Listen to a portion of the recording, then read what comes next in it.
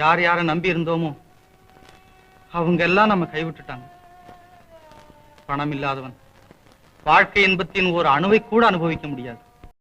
அப்பா சாகறதுக்கு முன்னால மீனாவின் கல்யாணத்துக்குன்னு அப்பா உங்ககிட்ட 1000 ரூபாய் கொடுத்து வைத்திருக்கிறதாக அம்மா சொன்னாங்க. அதுல இருந்தாவது என் தங்கையை தனியா ஜோரத்தோட வீட்டுல விட்டுட்டு வந்திருக்கேன். அந்த ஞாபகத்துல அதுக்கே வேலைக்கு வந்த வீட்டுல இருந்துக்கிறதானே. ஒரு தடவை அம்மாவுக்கு உடம்பா சௌக்கியம், மறுமுறை தம்பி தனியா போயிட்டான், இன்னொரு தடவை தங்கச்சிக்கு உடம்பு சரியில்லை. என்ன விளையாடுறியா? தயவு செய்யுங்க சார், இனிமே தவறு செய்யவே மாட்டேன்.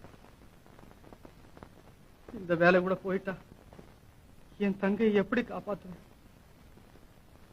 8 மணி நேரம் வேலை மட்டும் இல்ல, 24 மணி நேரம் வேலை செய்வேன் சார். முடியாது. உன்னை போல ஆளுங்களுக்கு என் உயர்ந்த பத்திரிகை ஆபீஸில் இடமில்லை.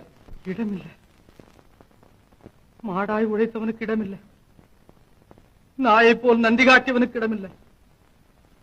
பேசுவது தேசியம், எழுதுவது ஏழைகளின் துயரம், விரட்டடிப்பது என்னை போன்ற ஏழைகளை. உண்மை செய்திகளை இருட்டடிப்பு செய்வது போல் என் வாயை மூடச் சொல்கிறேன், அப்படித்தானே? செல்வம், பெண்கள் தானப்பா இந்நாட்டின் கண்கள். உலகத்தில் நமக்கு ஒரு தங்கை இல்லையே என்று எவ்வளவு பேர் வருந்துகிறார்கள். நமக்கு ஒரு தங்கை இருந்தும் கண்ணிழந்த தங்கையாக போய்விட்டது. கண்ணும் பொன்னும் பொருளும் இனி நாம் தானே எப்பா மீனாளுக்கு.